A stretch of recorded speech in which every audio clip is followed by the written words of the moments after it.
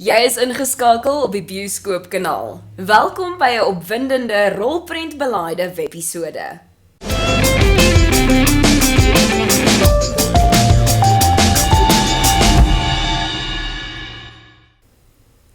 As daar twee mense is wat weet om die tema van liefde in 'n skitter rolprent te omvou, is dit Botha and Donnalee Roberts. Hierdie twee ervare akteurs het hulle name as filmmakers en skrywers in die rolprent Pad na jou hart gevestig in 2014.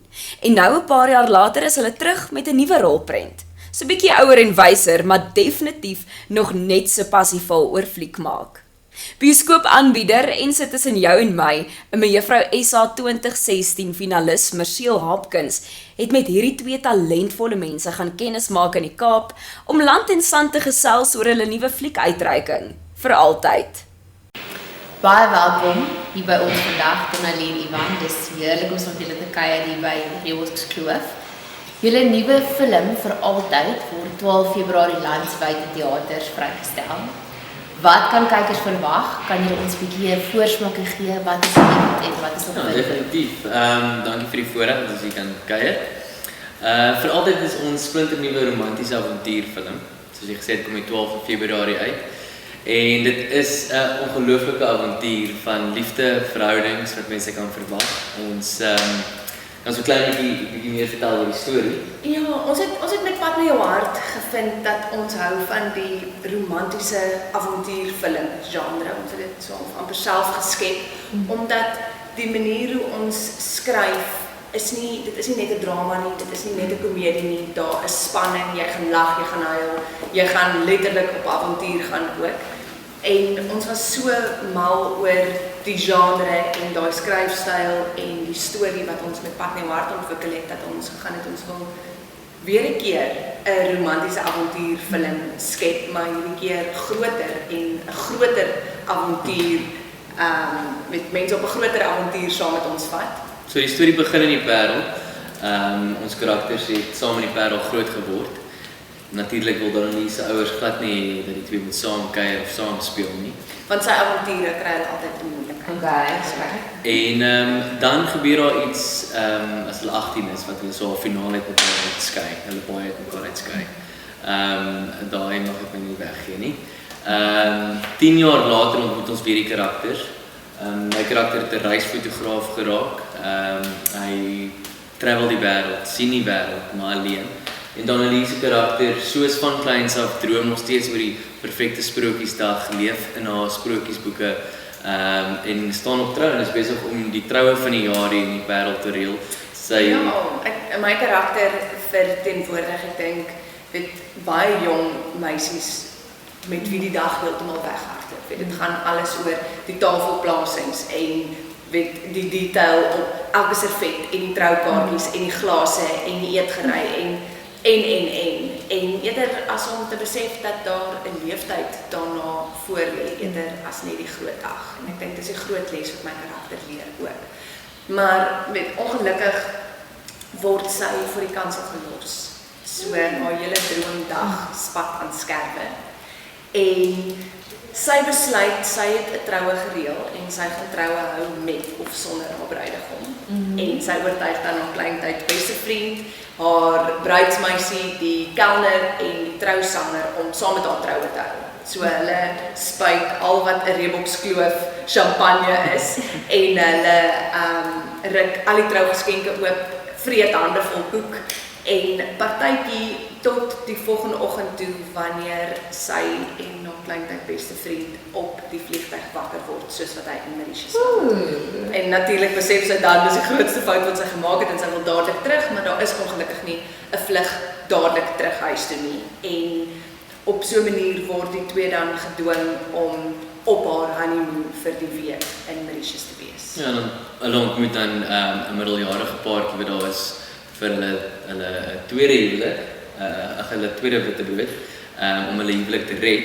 Ja, Ben en Marietjie Botha. En ek dink mense gaan mal wees oor die karakters. Hulle gee ook lekker humor tot die storie, maar natuurlik ook baie hard en ek dink daar gaan ongelooflik baie mense wees wat met hulle kan identifiseer. Ek dink veral ook ons het hulle die inspirasie agter weet hoekom ons Bendermerkie geskryf het is, mense sit so baie keer by restaurante waar jy paartjies sien wat al hoeveel jaar getroud is, maar die hoogtepunt van 'n gesprek rondom 'n tafel is die special op die menu. En dit het ons regtig laat wonder hoe verloor mense mekaar op jou pad saam? Hoe is dit dat jy in die begin van jou lewensreis saam nie kan wag om die res van jou lewe saam met iemand te spandeer? En dan op een of ander stadium besef jy dat ons het dit verleer om met mekaar te kommunikeer. En weet mense het niks meer vir mekaar te sê nie. En ons het toe baie navorsing gedoen op die 5 liefdestale en die liefdesuitdagings en hulle storie is daarop gebaseer om in Mauritius moet die 2 karakters weer mekaar se liefdestaal leer praat, maar natuurlik voel Ben, Maritjie praat al klaar te veel, sy mag nie nog 'n liefdestaal byleer nie. En Maritjie voel Ben luister net nooit. So ek dink daar's baie paartjies wat kan besef het, miskien is dit nodig vir my om net vir 'n oomblik stil te staan en van vooraf te leer hoe om met my maak te kommunikeer. Ja, en dan die laaste paartjies is Tannie Betsy en Paul en hulle is daar vir hulle goue bruilof. Hulle het nou weer glad nie 'n troue gehad, groot troue gehad nie. Hulle het in die hof getrou, daar was nie geld vir 'n groot witbrood of 'n groot troue nie en hulle is op die eerste witbrood na al die jare. En so ja, hulle verteenwoordig 'n paartjie wat deur al daai seisoene was. Maklik, moeilik, jy weet, hulle been there, done that. En ek dink wat wonderlik was van dit was, ons het die Dee Theart en haar man, Wilson Dunster, gehad as die spelers. En hulle is in regte lewe getroud vir soveel jaar. So hulle kon ongelooflik baie van hulle self gee en hulle het so baie van hulle self en hulle eie verhouding en hulle eie lewenservaring en verhoudingservaring vir hierdie karakters gegee en dit was ongelooflik spesiaal. En ek dink ook met hulle is daai paartjie wat almal van ons heimlik wens ons eendag kan wees. As jy 'n ouer paartjie sien oor die pad stap en hulle hou nog steeds hande vas, is daar nie een mens dink ek wat nie gaan ek wens ook ek kan dit eendag wees. En dit lê in iets so eenvoudig soos om nooit op te hou hande vashou. En die groot les om te besef dat jy met jou beste pal moet trou.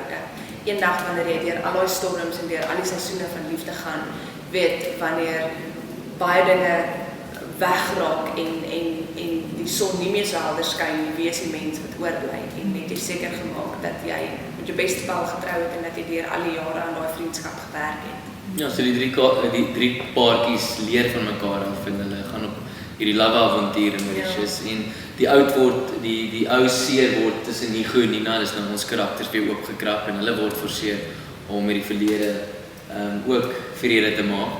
En vir die res gaan ons nie weggee nie, mense gaan die 12de moet kom kyk om te sien wat gebeur met al hierdie karakters, maar ek beloof dit gaan 'n avontuur wees wat jou gaan laat lag, huil en hopelik verlief maak op liefde weer. Ja, en ek dink ook dit was vir ons ook belangrik om 'n spieël op te hou en weet dat mense hopelik 'n stukkie van hulle self in een van die karakters of sou sien of hulle verhouding in een van die paartjies sou raak sien. Ek dink dit was die groot doel agter hoekom ons die storie geskryf het en ook die verskillende paartjies en karakters geskryf. Ja.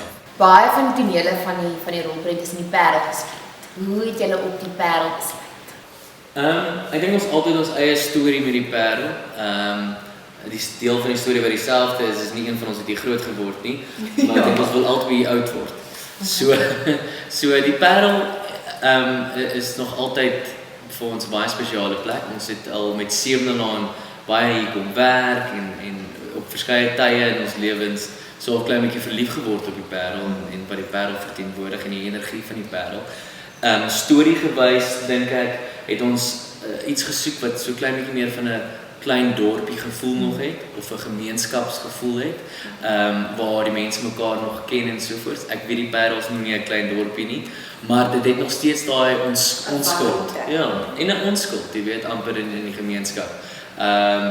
Waar jy nog steeds jou statusgesin moontlik het en dit gaan oor watse kant van die dorp jy woon en dit is nog baie lewendig hier in die Parel. En dit is ook 'n deel van 'n tema in die storie, ja. So ek dink vir my ook, weet ek van die eerste keer wat ek in die Parel was, ek was op universiteit die eerste keer hier vir 'n troue by die Toringkerk en ek het altyd gedink dit is die mooiste kerk wat ek nog ooit gesien het. En later jare het ek weer die geleentheid gekry om in die Parel te kom werk en altyd was daar net die bekoring, daar's 'n bekoring in hierdie dorpie en ek het dit nooit verstaan wat my regtig hiernatoe aantrek nie en ek glo daar's 'n doel met alles en die groot doel dink ek was dat mense eendag hiernatoe sou kom en 'n film hier sou kom maak. Weet, en ook en my beste vriendin is die dominee nou by die Toringkerk. So weet daar's 'n doel met alles wat in jou lewe voel en ek dink dit is wonderlik hoe alles bymekaar gekom het en saamgekom het dat ons en natuurlik die Parel is vir my een van die mooiste plekke in ons land. Jy kan in enige rigting in kyk en dit is lieflik. Baie dankie vir vandag se ons kuier het. Ons kan nie wag om vir altyd te gaan kyk nie en ek glo ons almal tel die slaappies af tot 12 Februarie wanneer landwyd in teaters is. Vier die liefde met Vir Altyd by jou naaste fliekteater. Laat weet ons ook gerus op Bioskoop se Facebook en Twitterblad wat jy van die fliek dink. Tot 'n volgende keer. Lekker fliek.